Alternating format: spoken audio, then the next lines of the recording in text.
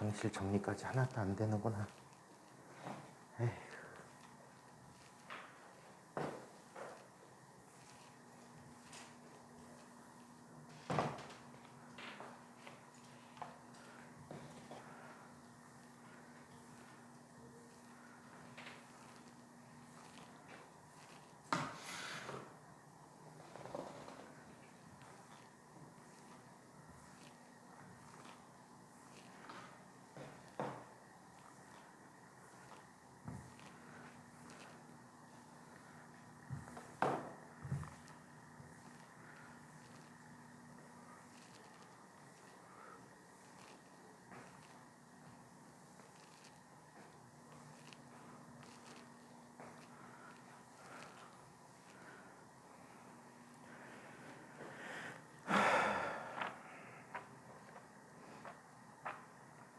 자, 우리 지난 시간에 반도체 정의까지 했니?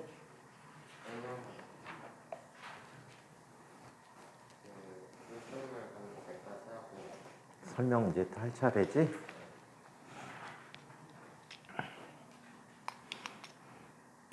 자, 지난 시간에 순수 반도체, 즉 14족 원소인 규소와 저만형에 불순물을 첨가시키는 과정을 도핑이다라고 얘기했죠.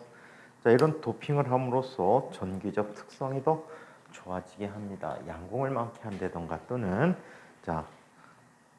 자유전자를 많게 해서 전기적 특성을 더 좋아지게 한 것들을 우리는 불순물 반도체라고 합니다. 자, 그러면 책의 51쪽 위에 부분에서 세 번째 N형 반도체에 대해서 한번 이야기해 보도록 하죠.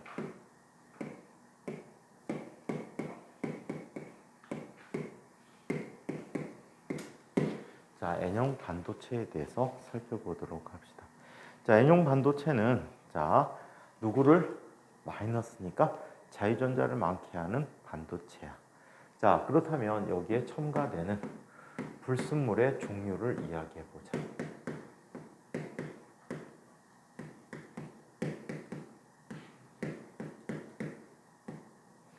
자, 불순물의 종류를 이야기해 보도록 할게.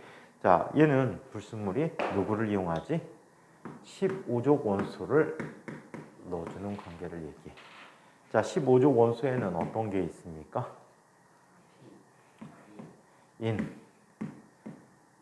자, 질소, 비소. 자, 그 다음에 안티모니 같은 것들이 있다. 비스무스도 있는데 비스무스는 사용하지 않지.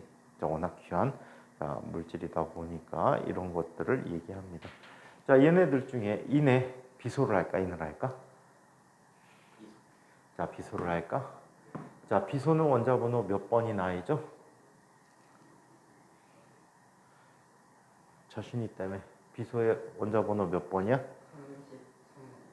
33번이야? 진짜?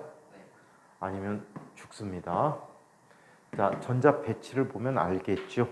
전자 배치 1s2, 2s2, 2p6, 3s2. 자, 그 다음에 3p 얼마가 되니? 6. 자, 그 다음에 또 3d. 왜 3d? 누구부터 들어오지? 4s부터 오지? 4s2. 자, 그러면 뭐가 되니? 오우씨, 왜 이렇게 많아? 33번 맞아? 자, 4s2에 그 다음에 3d 얼마가 돼? 10이 되겠지. 3d 10이야. 자, 그 다음에 4p 얼마가 되니?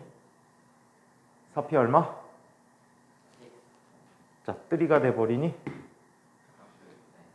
4p 3가 됐대. 나쁜 식이야. 인하자고 하지. 왜 이렇게 힘들게 만들어? 자, 이때 꽉 찬 전자 껍질이 어디까지 차 있지? 디오비탈까지 차 있지. 그럼 덜 찬 껍질에 s오비탈, p오비탈에 있는 전자가 뭐가 되니? 원자과 전자가 되는 거야. 그래서 자 여기서 원자과 전자 수는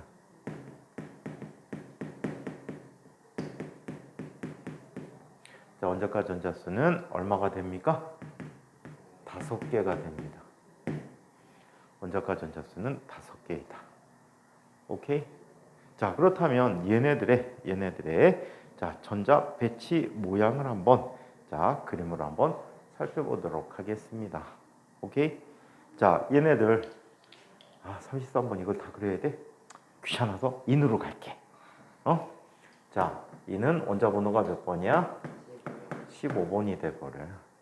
자 그렇다면 얘는 자 첫 번째 중앙에 플러스 15 양성자가 15개가 있고 첫 번째 껍질에 전자 몇 개가 있어?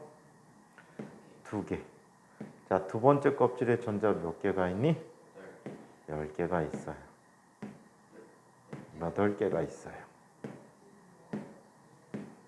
자 세 번째 껍질에 전자 몇 개가 차 있지?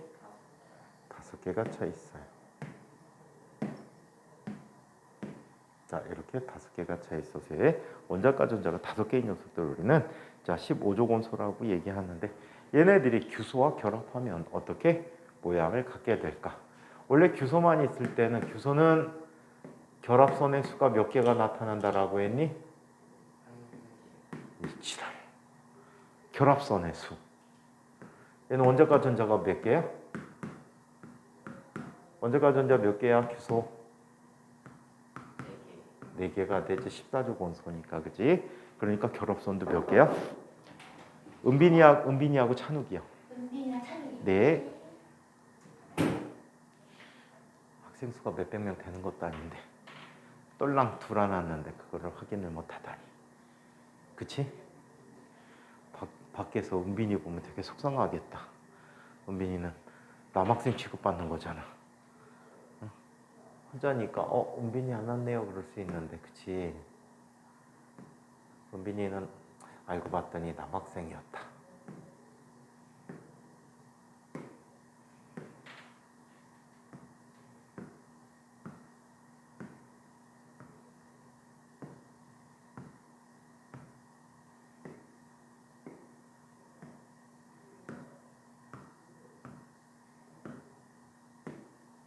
자 이렇게 돼 있어. 그지? 거기에 도핑을 하게 되면 어떤 일이 생깁니까? 자, 규소 대신에 15종 물질이 하나씩 껴들어가게 되는 거야. 여기에 누가 왔대? 쓴 의미가 있으니까 비소를 놔볼까? 그럼 비소는 결합선이 몇 개가 필요해? 여기서 4개가 필요하다면 전자, 원자과 전자 중에 한 전자는 어떻게 돼? 남아버리겠지? 남아버렸대. 여분의 전자가 생긴 거야. 이 전자로 인해서 얘는 전류가 흐르게 되는 거야. 이런 여분의 전자를 갖게 되었다라고 합니다. 오케이? 오케이. 얘가 자유전자 역할을 하는데 이거를 에너지 그림으로 한번 살펴보도록 할게요. 에너지 그림으로 살펴보자. 자, 0켈빈에서 전자가 찰 수 있는 가장 바깥쪽 껍질을 우리는 뭐라고 부른다라고 했지? 뭐라고 부른대요? 0켈빈에서 전자가 찰 수 있는 가장 바깥쪽 껍질을 뭐라고 부른다 그랬지? 뭐라고 부른다라고 했어? 네? 전부 원자까지. 그렇지.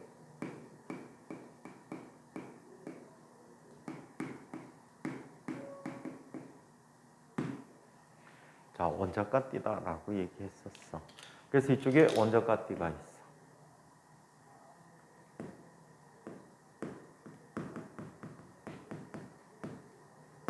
자, 그러면 이 바로 바깥쪽에 있는 띠를 뭐라고 부른다 그랬지? 전자가 채워지지 않은 띠? 전도띠다라고 얘기했어.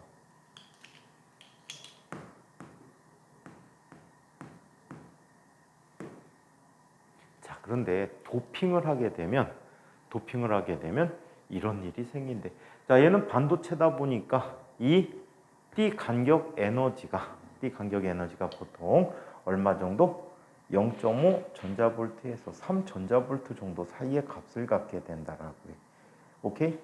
0.5 전자볼트에서 3 전자볼트 정도의 에너지 값들을 갖고 있다라고 얘기하는데, 자, 이때 자, N형 반도체가 되면요. 자, 여기 넣어준 불순물이 전도띠 바로 아래쪽에 에너지들을 형성하고 여기에 여분의 전자가 들어가 있는 거야. 오케이? 얘는 아주 작은 에너지 차이를 갖게 돼. 자, 보통 0.03 전자볼트에서 0.06 전자볼트 정도의 값을 갖게 된대. 오케이? 자, 그래서 이렇게 나타나게 돼. 이게 얼마 정도 되냐면, 자, 우리 보통 이 14족 원소가 아보가드로스 정도의 값을 갖고 있다라고 하면 이 양이 상당해서 보통 10의 20승계 정도까지 가. 10의 19 내지 20승계 정도. 이건 넣어주는 양에 따라 다른데 그만큼 많은 수를 갖게 된다라고 이야기를 합니다. 자, 그래서 10의 19승계, 10의 20승계 정도만큼 자 들어갈 수 있게 해준다라고 해요. 자, 그럼 여기에 많은 수의 전자들이 있겠네, 그치? 그래 안 그래? 이때 일부 전자는 상온에서 열 에너지를 받아서 전이를 할 수가 있어요. 오케이? 그럼 여기에 자유전자가 되고 여기에 뭐가 남지? 양공이 남겠지? 오케이? 양공이 남게 돼. 그런데 자, 요 전도띠 바로 아래쪽에 있는 전자들은 아주 조금의 에너지만 얻어도 바로바로 올라가겠네. 그래 안 그래? 그렇죠. 자, 그럼 여기에 전도띠에는 엄청나게 많은 수의 뭘 갖게 돼? 자유전자들을 갖게 되는 거야. 물론 도체 수에 비할 바는 아니지만 엄청나게 많은 수의 전하를 갖게 된다라고 해. 이때 주로 전하를 운반하는 아이는 누가 될까? 그럼 플러스 마이너스 걸어줬을 때 플러스 마이너스를 걸어주게 되면 양공은 마이너스로 가고 자유전자들은 어디로 가? 플러스 쪽으로 가겠지. 그 수가 비교도 안 되지. 맞아요?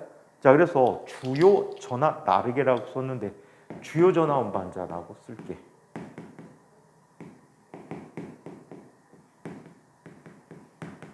자, 주로 전하를 운반하는 아이는 누구야? 자유전자 또는 전도전자가 되겠지. 전도띠에 있는 전자들이 되겠다.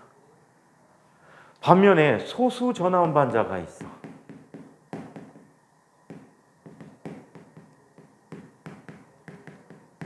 자, 소수 전하 운반자는 누가 있지? 양공이 되겠다라는 얘기지. 아시겠습니까? 자, 그래서 이렇게 에너지 띠를 갖는 모습도 한번 살펴볼 수가 있었습니다. 자, 이번에는 P형 반도체라는 것을 한번 살펴보도록 하겠습니다. 자, P형 반도체.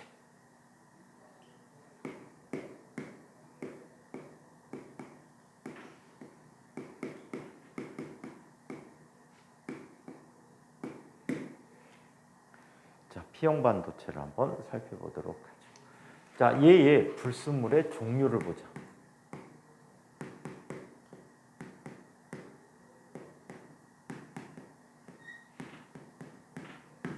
자, P형 반도체의 불순물의 종류는 자, 어떤 것들이 있나요? 자, 얘는 13족 원소가 되겠지.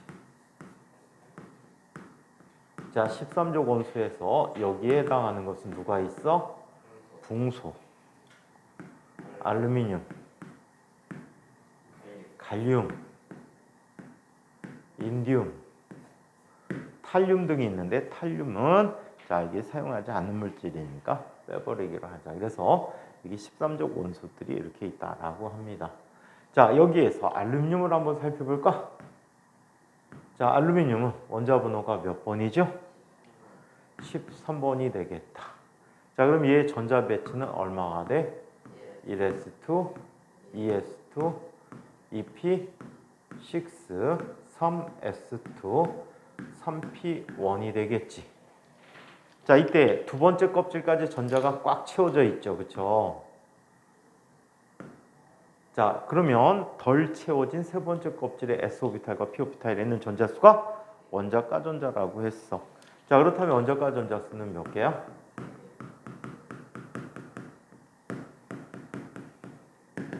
3개가 됐다. 자, 얘가 비금속인 경우에는 공유결합할 때 결합선이 몇 개가 나타나야 되지? 3개가 나타나야 돼. 근데 원래 규소 속에 들어가면 얘는 몇 개가 있어야 돼? 4개가 있어야 되거든. 뭔가 부족함이 생기는구나. 그치? 자, 어찌됐든 알루미늄의 전자 배치 모양을 자, 그림으로 또 한번 살펴보도록 할게. 자, 중앙에는 원자핵 플러스 13이야. 첫 번째 껍질에 전자 몇 개가 있지? 2개. 두 번째 껍질에 전자 몇 개를 갖고 있습니까? 8개를 갖고 있어요. 자, 세 번째 껍질에 전자 몇 개를 갖고 있나요? 3개를 갖게 돼요. 자, 하나만큼이 빈자리가 생기게 되는 거지. 자, 얘가 규소를 대신해서 들어가게 될 때 어떤 일이 생기나요? 이런 일이 생깁니다. 자, 원래 규소로 채워져야 되는데 알루미늄과 같은 것들로 채워진다면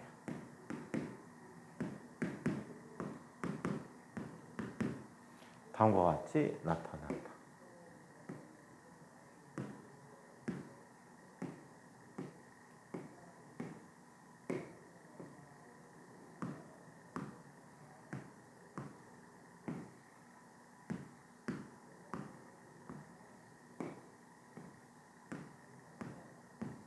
자, 이렇게 돼버리고 여기에는 규소가 제공하는 전자 하나만 존재하네. 그럼 자리 하나가 뭐가 어떻게 돼? 비워버리겠지. 얘가 양공의 역할을 한다라는 얘기야. 오케이? 양공의 역할을 자 한다라고 했는데 어떻게 하는지를 한번 살펴보자. 직접적으로 양공이 되는 건 아니야. 개념상으로 이렇게 기억하면 편하다는 얘기지. 자, 그렇다면 얘도 역시 에너지 D를 이용해서 한번 표현해 보도록 할게. 여기서 하나 빼먹었다. 조금 전에 여기에서 얘는 전자를 제공해 주지. 그래서 얘를 뭐라고?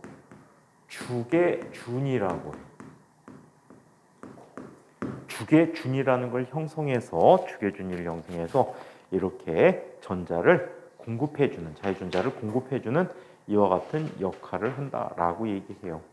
자, 그러면 P형 반도체에서의 에너지 D를 한번 살펴봅시다.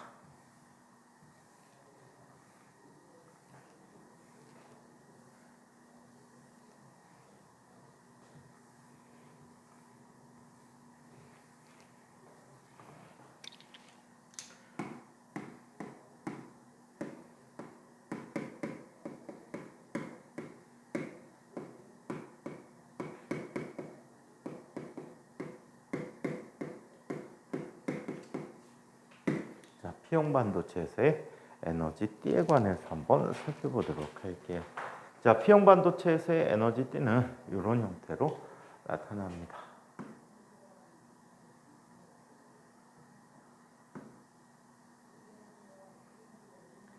자, 0켈빈에서 전자가 채워진 가장 바깥쪽 껍질을 뭐라고 한다라고 했지?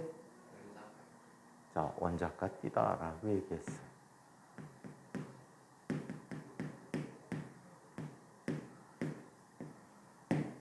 원자가띠다라고 했지. 자, 이 원자가띠에 대해서 자, 채워지지 않은 바깥쪽 자, 에너지띠를 뭐라고 부른다고 했지? 전도띠라고 불러줬지.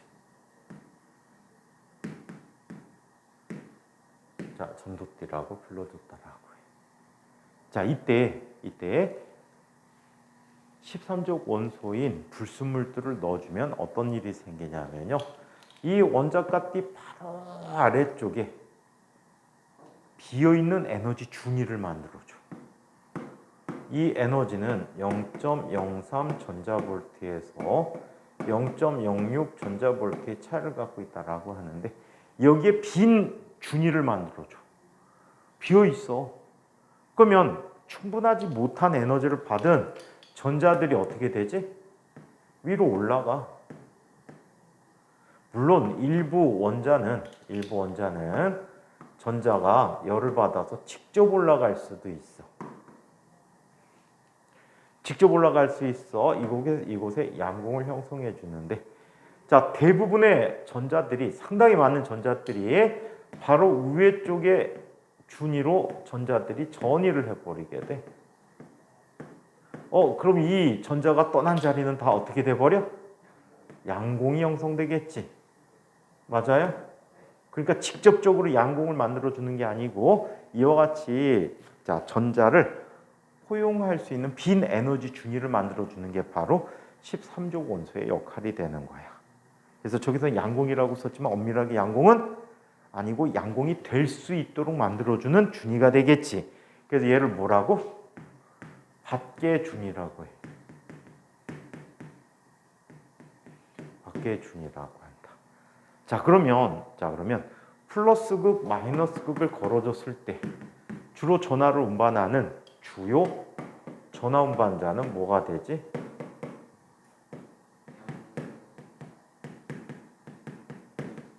얘는 양공이 되겠죠. 이거에 대해서 소수 전하 운반자는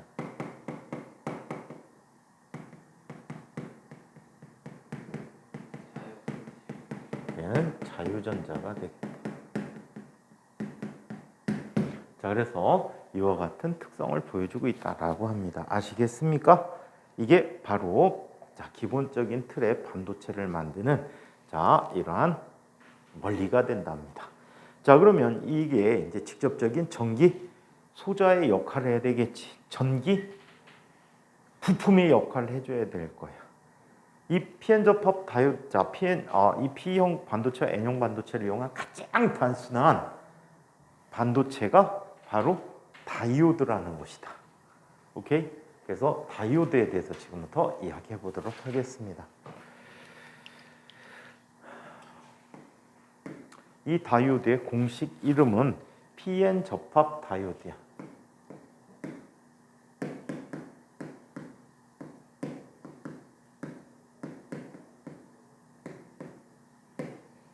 자, PN 접합 다이오드인데 뭐 본드를 붙이고 이런 거 아니야. 반도체 부분적으로 도핑을 다른 물질을 해주는 거야. 보통은 반도체 실리콘 웨이퍼 만들 때 보통은 N형 반도체로 도핑을 미리 시켜놔. 오케이? N형 반도체로 도핑을 시키고 더 많은 큰 농도로 P형 반도체를 도핑하면 걔는 P형이 되는 거야. 오케이? 그래서 기본적으로 N형 반도체들을 도핑을 시킨 상태에서 출발하는 경우들이 많아. 자, 그러면 PN 접합 다이오드라는 녀석을 한번 살펴보도록 할게.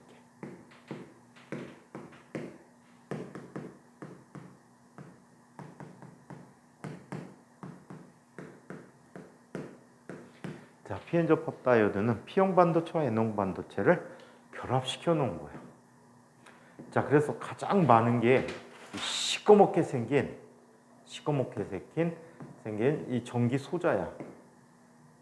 크기가 어느 정도 되냐면 우리 연필 있지, 연필 심 굵기 정도? 샤프 말고 제법 좀 굵지. 그러니까 아주 굵은 철사 정도? 이 정도 돼갖고 길이는 짤막해. 그런데 한쪽에 은색으로 띠를 갖고 있어요. 이렇게. 무슨 띠를 갖고 있다고? 은색의 띠를 갖고 있어. 얘는 다이오드야. 은색 띠를 갖고 있거든? 그럼 얘는 부품이 다이오드야. 그리고 극이 두 개로 돼 있어. 이거 실물로 보여주면 되는데 책에 나온 그림하고 거의 똑같아. 여기 뒤쪽을 다 은색으로 다 칠해버렸는데 다 칠한 거 있고 중간에 띄워놓은 거 있고. 그래서 한쪽에 은색이 돼 있다 그러면 얘는 다이오드라고 보시면 될 것 같아. 이때 은칠이 돼 있는 부분이 뭐가 되냐면 N형이 돼. 그리고 까만 부분이 P형이 돼 버려. 오케이? 또 이런 거 말고 이런 것도 있어. 잘 안 보여. 너무 작아갖고 얘는 그거보다 훨씬 더 작게, 엄청 작게 유리 같은 걸로 이렇게 쌓여있는 아이가 있어. 잘 보면 여기 빨간색 같은 줄 같은 게 보여, 속에. 엄청 작아. 요즘 선생님 이것도 안경 써야지 보일 것 같아. 얘도 역시 다이오드의 한 종류야. 얘에 비해서 진짜 코딱지만 해. 한 요 정도만 해, 요 정도. 엄청 작아. 그리고 유리 같은 걸로 쌓여 있어. 그럼 걔는 뭐야? 다이오드야. 자, 그래서 이런 다이오드 있고, 여러분들 또 잘 알고 있는 다이오드가 또 있어. LED. LED도 다이오드야. 라이트 에밋 다이오드지.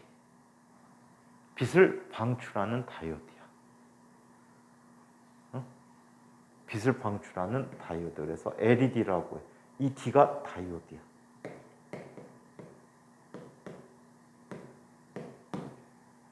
또 있어. LD라는 게 있어. LD. 레이저 다이오드. 별지시기 같은 거 만들 때 쓰는 거. 그거 있잖아. 왜? 애들 갖고 노는 거 있잖아. 포인터. 포인터 알아? A. 쫙 비치면 뽀큐 나오고, 뭐 사슴 나오고, 에펠탑 나오고 이런 거 본 적 없어? 이거 비슷하게 생겼어. 그래갖고 스위치 딱 키면은 벽에다 비치면은 빨간색으로 그림 그려져 있는 거. 본 적 있어? 문방구 가면 파는데 니네는 한 번도 본 적이 없구나. 별지시기. 별지시기 본 적이 있어? 없어? 민성아, 너 왜 이렇게 경험이 부족하니? 갑자기 생각난 건데 요즘 3학년들 3단계 면접 준비하고 있잖아. 혹시 너희들 중에 보온병 내부 들여다본 사람이 이렇게? 들여다본 적이 있어? 어떻든? 캄캄해? 동굴이야? 보온병 내부 어떻게 생겼지? 이렇게 쳐다본 거. 우리 한번 들여다봤어. 자른 건 아니고.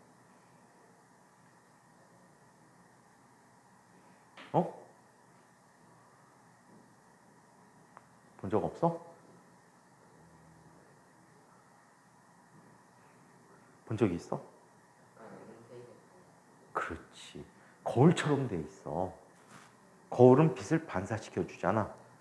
우리 열을 전달하는 방식에 전도, 대류, 복사가 있단 말이야.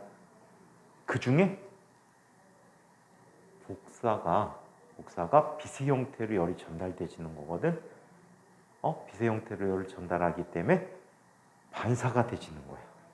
열을 반사시키기 위해서 은도금을 해놓는단 말이야. 이해해? 근데 3학년 애들 그 쳐다본 애들이 거의 없더라고. 은일 수도 있고 요즘은 그냥 공업용 소재로 빛나게 해줄 수도 있고 반사를 잘하게. 은이라고 해도 굉장히 조금이야. 굉장히 얇은 막 형태로 입히기 때문에 어떤 식으로 입히냐면 만약에 그렇게 은으로 도금을 시킨다, 유리에 도금을 시킨다면 이런 방식을 써. 은을 아주 소량을 갖다 놓고 텅스텐 위에 놓고 가열을 해. 그 은이 녹지. 녹은 다음에 끓는 점 이상이 돼버리면 어떻게 되니? 은 원자 단위로 올라오게 돼. 거기다 전극까지 걸어주지 그 은이 와갖고 들러붙는 거야. 이해해? 그럼 은이 한 층 내지 두 층으로 입혀져. 유리 위에. 한 층 내지 두 층으로 입혀져. 신기하지? 그리고 직접 원래 이제 실험을 할 때는 은이 붙은 면을 보거든? 그럼 거울이 돼 있어. 거울이 돼 있어. 은거울 반응 실험하고는 좀 다르지. 전혀 다른 방법으로 입히는 거지. 은거울 반응 같은 경우에 너가 어떻게 은거울 반응을 알고 있어? 혹시 그런 거 주제로 실험해 본 적 있어? 정리해 놓은 거 있어?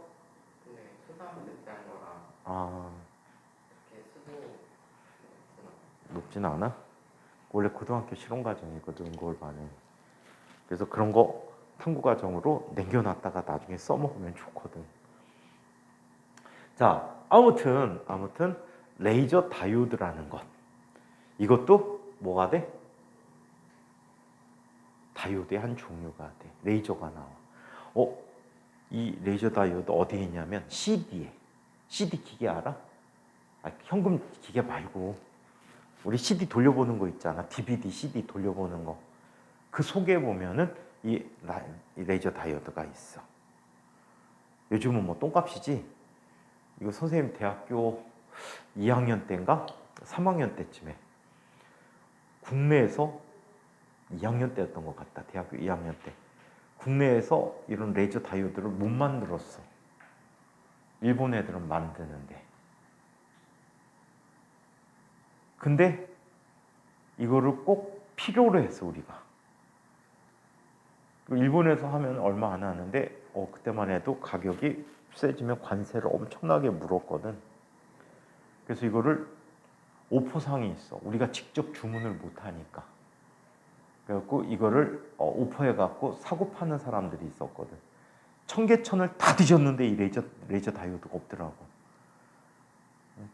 청계천이라고 해갖고 지금은 니네가 별거 아닌 것 같은데 종로 쪽 있지.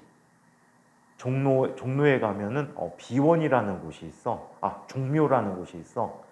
그 종묘 앞쪽 일대가 다 전자상가였어.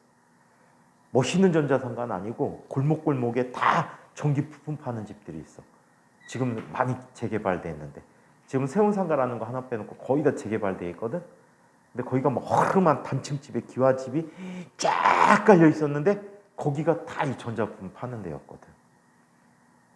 그래갖고 일요일날 애들이 몰려가갖고 나누어갖고 2명씩 다 나눠져갖고 전체를 다 훑었는데 발견을 못했어.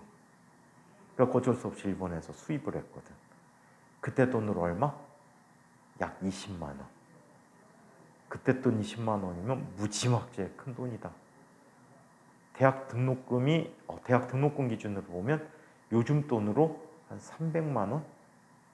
200 몇십만 원에 300만 원 되는 돈을 주고 수입을 해갖고 회로를 꾸몄어.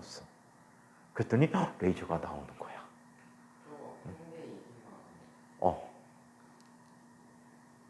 관세까지 물어갖고 20몇만 원 했던 것 같아.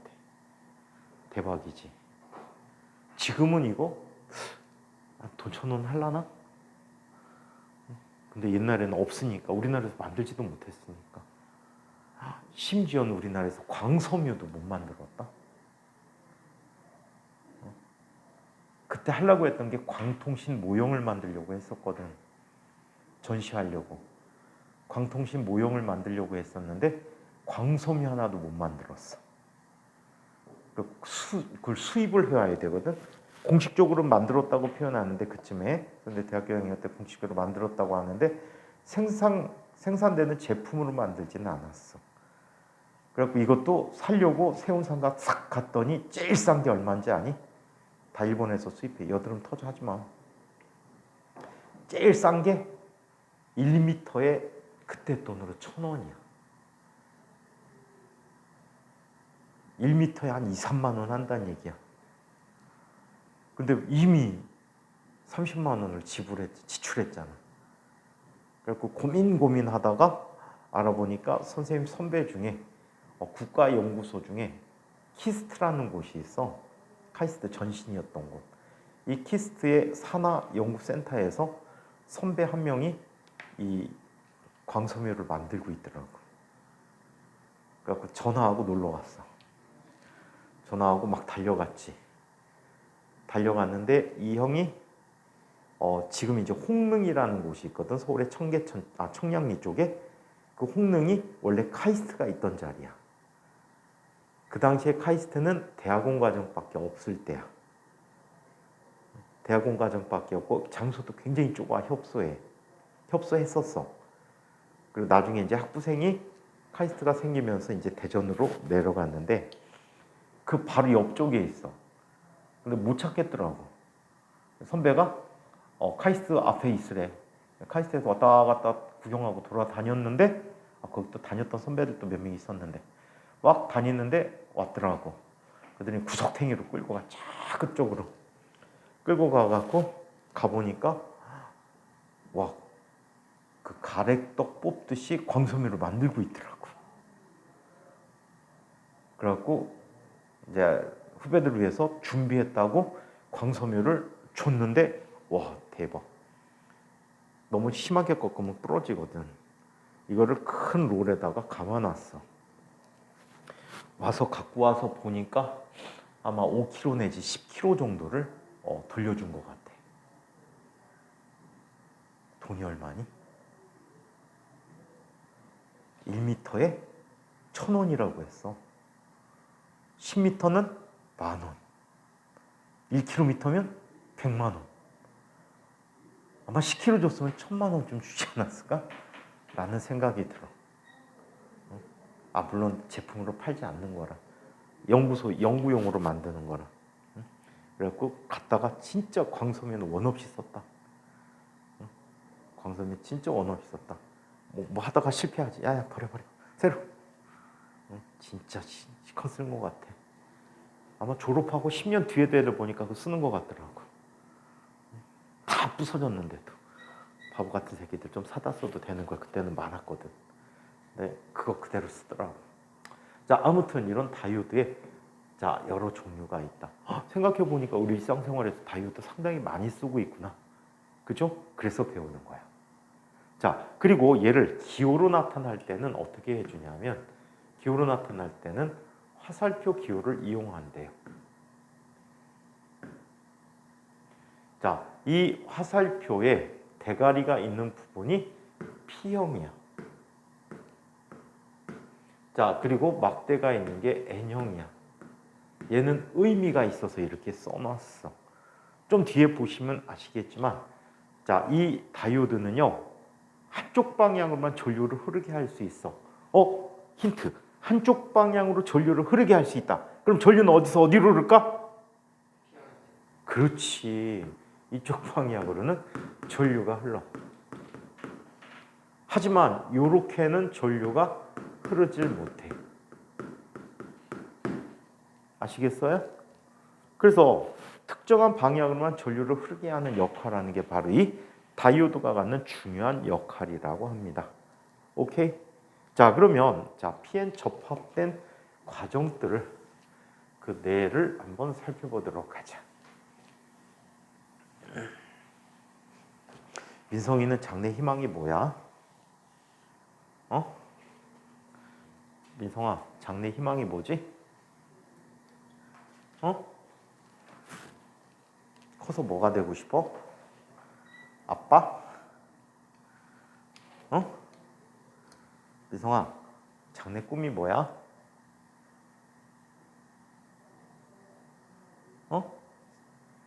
중학교 입학해서 학교 선생님하고 상담할 때 뭐가 되는 게 꿈이라고 했어? 진로 상담할 때 하는데 안 했어? 뻥치시네. 했어. 1학년 때 기억이 안 나나 보다. 오호. 정윤이 장래 희망이 뭐야? 과학자? 과학자가 너무 많아서. 어떤 거 하는 과학자?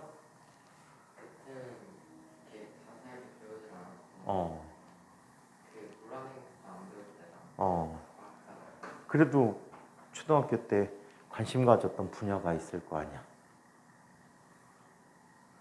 왜 그러냐면 어릴 때 갖는 꿈들에서 과학자라고 했을 때 과학자들이 대부분 공학자인 경우들이 많아. 얼마나 웃긴 얘기, 진짜 웃긴 얘기 해줄까? 물리학과 졸업한 사람 중에 굉장히 유명한 사람이 있어. 물리학과 졸업한 사람 중에 굉장히 유명한 사람이 있어. 카프 박사라고. 카프 박사가 누군지 모르지? 혹시 로보트 태권브이라는 건 알고 있니? 로보트 태권브이 몰라? 들어본 적 있어? 정윤이는 전혀 없어? 로보트 태권브이라는 것이 선생님 기억에는 1977년 내지 78년경에 최초로 국산 자본으로 만든 장편까지는 아니야. 1시간 좀 넘게 하는 장편 만화 영화라고 해갖고 개봉이 됐던, 극장 개봉된 만화 영화야. 최초로 국내의 시나리오와 국내 자본을 갖고 만든 영화야. 만화 영화. 감독 김청기 감독. 되게 유명한 분이지. 그래갖고 이 로보트 태권브이라는 만화 영화가 나왔는데 거기에 좋은 사람이 있으면 나쁜 사람이 있잖아. 나쁜 사람이 있는데 나쁜 사람이 로봇을 만들어 갖고 세계 정복을 꿈꾸거든. 그 사람 이름이 카프 박사야. 이 사람이 물리학 박사야. 만화 영화라고 했잖아. 만화 영화 속 실존 인물이야. 됐어?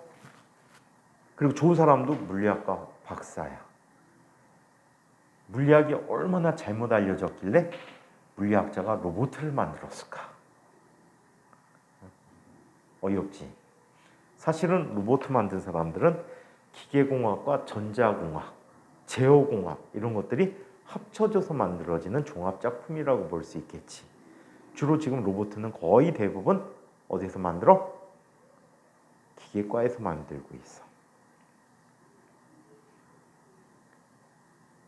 가장 유명한 연구소가, 세계에서 가장 유명한 연구소가 카이스트에 휴보 연구실이 있어. 휴보라는 건 휴먼 로봇이야. 그래서 이족보에 사람과 닮은 이러한 로봇을 만드는 곳이 카이스트에서 있는데 카이스트가 세계 최고의 기술을 갖고 있어. 실제로도 세계 최고야. 뻥 아니야. 세계에서 가장 유명한 연구소야. 연구실이야. 대박이지. 안 대박이니? 실제로 여기하고 이제 관련된 카이스트 기계과에서 갖고 있는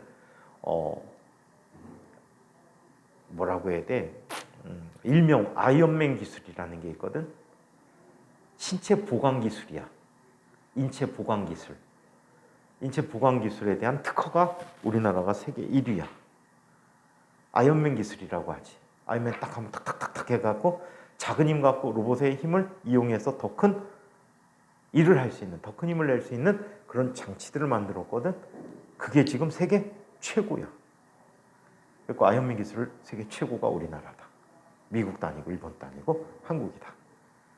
대부분이 카이스트에서 특허를 갖고 있어. 우리나라 대단한 나라지. 응? 아니면 그런 과학자 아니면 뭐 화학이나 이런 걸 다루는 과학자, 생명을 다루는 과학자, 천체를 관측하는 과학자, 지질을 탐사하고 이런 과학자. 어떤 과학자?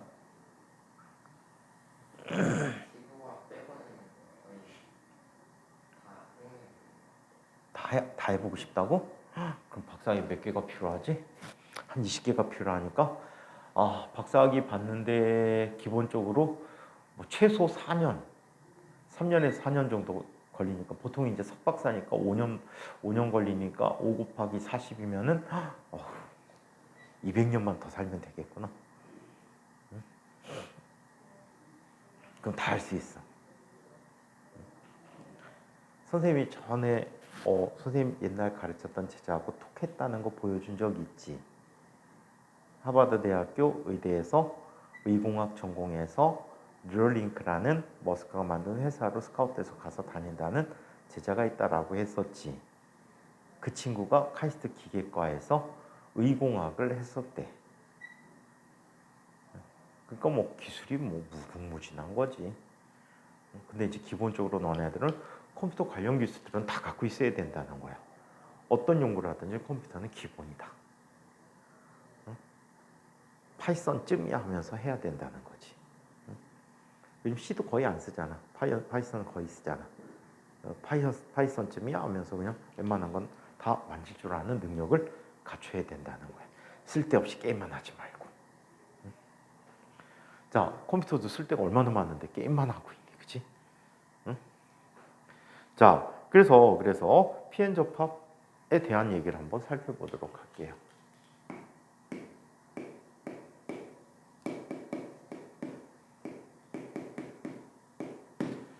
PN 접합이 되면 어떤 일이 일어나는지를 일단 한번 살펴보도록 할게요.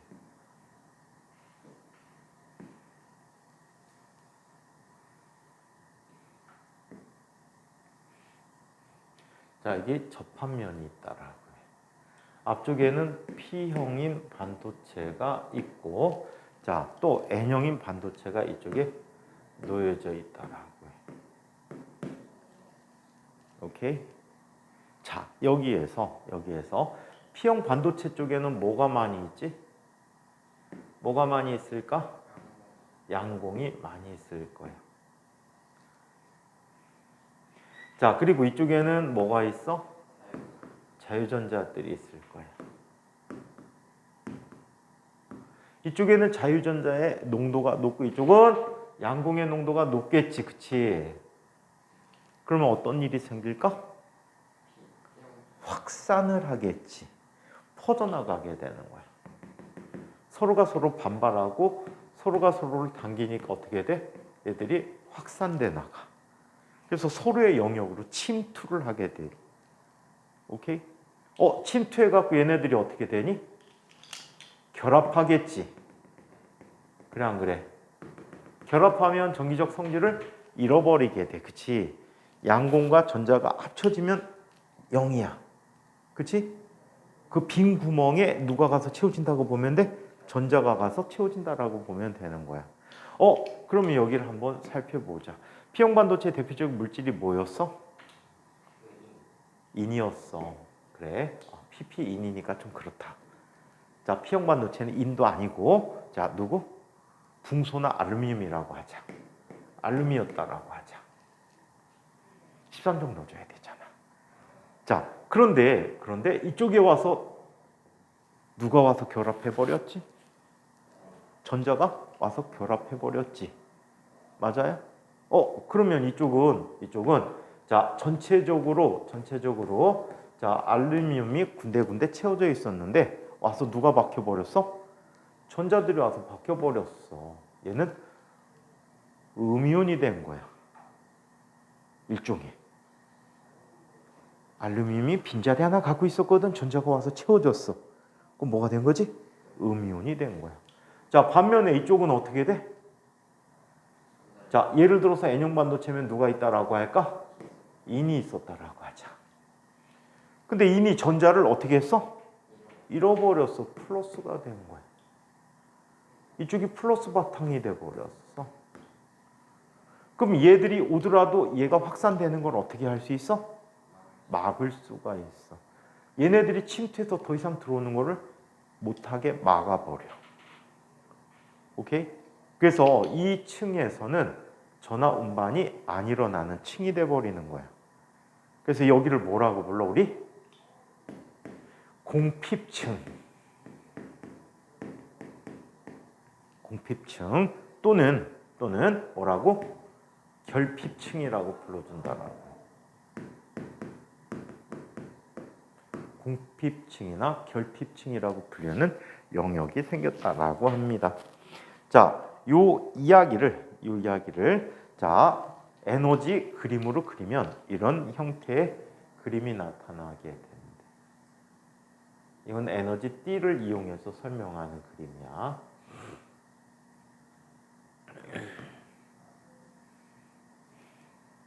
자, 원래 P형과 N형이 있었을 때 어떤 일이 벌어지냐면 이런 일이 벌어져야 돼. PN이 접합되면 자, P형 따로 N형 따로 한번 그려보도록 할게.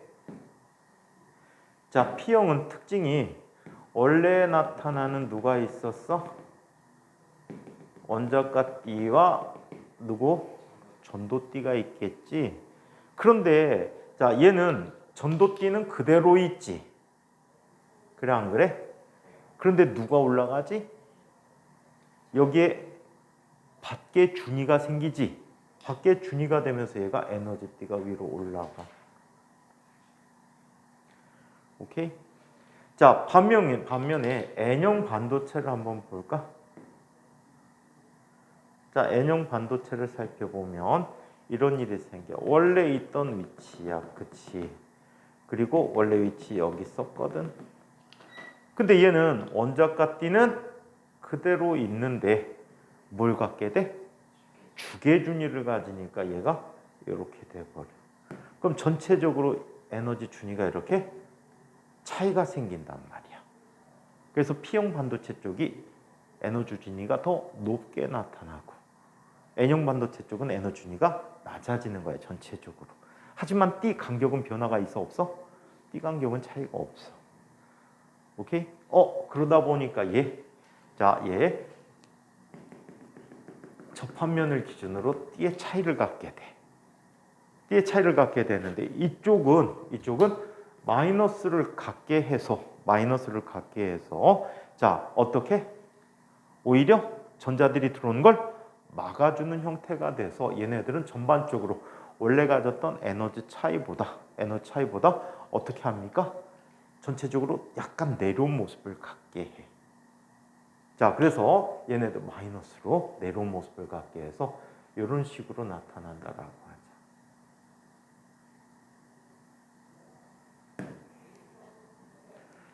자, 이런 형태를 갖게 되고 이건 아무 전극도 가지 않았을 때야. 자, 한편 전도띠는 어떻게 나타나냐면 이런 식으로 나타나게 돼. 이때 아무것도 걸어주지 않게 되면 자, N형 반도체 쪽에 전도띠의 에너지 준위가 P형 반도체 쪽에 전도띠의 에너지 준위보다 원자과띠의 에너지 준위보다 높아. 오케이? 높게 나타난다라고 해. 자, 그래서 이런 상태를 유지하고 있다라고 해. 여기에는 양공을 이렇게 형성시켜 주게 돼. 오케이? 자, 그래서 이 사이에 공핍층이라는 걸 형성해서 자, 아무것도 아닌 이런 상태를 만들어 준대요. 자, 여기 그냥 책 얘기로 빠르게 한번 정리해 보도록 하겠습니다. 자, Pn 접합. P형 반도체의 막대와 N형 반도체 막대를 접합하였다고 가정하면 각 반도체 내부에는 주요 전하 운반자의 움직임에 의해서 다음과 같은 현상이 나타난다. 양공과 자유전자의 확산. P형 반도체에는 양공이 많고 N형 반도체에는 자유전자가 많다. 따라서 이 둘을 접합시키면 양공과 자유전자의 상대적인 농도 차이에 의해서 양공과 자유전자가 접합면을 넘어서 서로 확산을 하게 된다. 서로 확산하게 됐대. 자, 이때 전위 장벽의 형성. 자, 공핍층. 서로 확산한 일부 자유전자와 양공이 접합면 근처에서 재결합하여 소멸이 되면 접합면 근처에는 전하운반자의 밀도가 상대적으로 적은 영역이 생기는데 자, 이것을 결핍층 또는 공핍층이라고 한다. 전위장벽. 자, 공핍층 쪽에는 자, 전하를 띠는 고정된 불순물 이온만 남게 되므로 접합면 근처에서는 각각 전하를 띤 영역이 생기게 된다. 자, 따라서 이 전하에 의해 전기장이 형성되어 자, 에너지 준위 차이가 발생하는데 이것을 전위장벽이라고 한다. 이 전위장벽에 의해서 양공과 자유전자는 더 이상 확산하는 것을 멈추게 된다라고 합니다. 자, 확산하는 게 멈춰지게 된대. 자, P형 반도체 쪽 그림 보자. P형 반도체에는 밖의 이온에 의해서 공핍층에 마이너스 하나를 띤 영역이 생기게 된다. 자, 한편 N형 반도체는 주계 이온에 의해서 공핍층에 플러스 이온을 띤 자, 영역이 생기게 된다라고 합니다.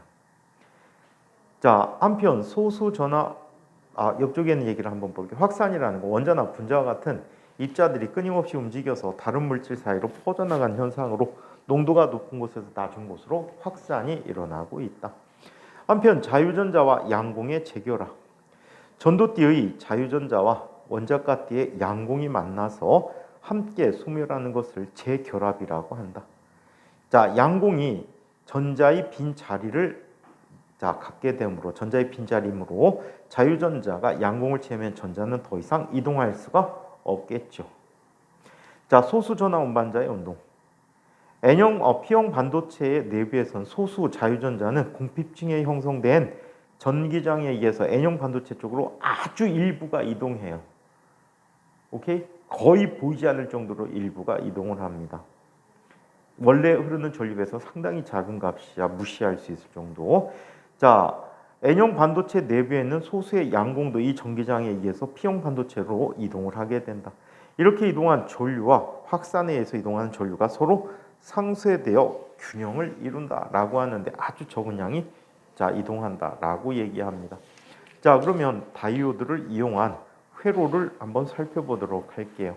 다이오드의 회로.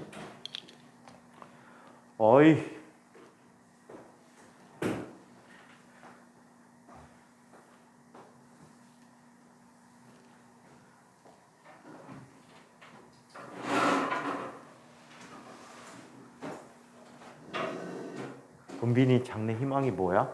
없는데요? 너 중학교 때 입학해갖고 진로 상담할 때 장래 희망 뭐라고 했어? 그냥 아무거나 했는데요? 뭐? 아무거나 되는 거야? 거기 아무거나라고 써 있는 거야? 프로게이머. 자, 다이오드 회로에 대해서 한번 살펴보도록 하죠. 근데 왜 갑자기 장래희망이에요? 아니 다 물어봤어.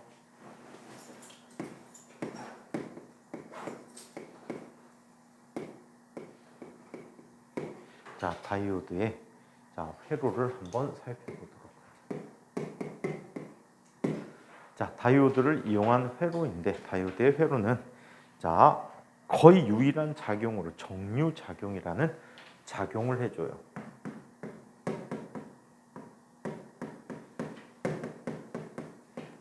자, 정류 작용이라는 것이 어떤 것인지만 소개하고 다음 시간에 여기부터 살펴보도록 할게요. 자, 우리 자 전기의 종류를 따져볼 수가 있어요.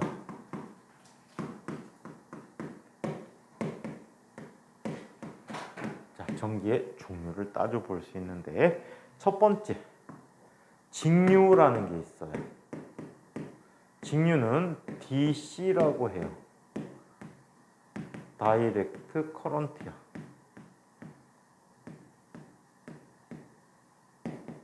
자, 직류라는 게 있어. 얘는 누구에 의해서 공급되지는 전류지? 전지에 의해서 공급되는 전류야. 자, 플러스 극이었던 녀석은 계속해서 뭐야? 플러스 극의 역할을 하게 되고, 자, 마이너스 극이었던 녀석은 계속해서 마이너스 극의 역할을 하게 돼요. 화학 반응을 통해서 만들어진 전기들이 대부분 이 아이야. 자, 얘는 시간에 따라 전류 또는 전압의 그래프를 살펴보면 변해 안 변해? 안 변하고 항상 일정하게 나타나. 따라서 전류는 한쪽 방향으로만 흐르겠죠. 맞아요? 전류는 한쪽 방향으로 흐른다. 이거에 대해서 교류라는 게 있어. 교류는 AC라고 해. H라고 하고 얘는 Alternating Current라고 해. Alternating은 변화된다. 여러분들 컴퓨터 보면 Alt키가 있지. Alt키가 우리말로 무슨 키야? Alt키 있잖아. 컨트롤 옆에 있는 거. Alt키가 뭐지?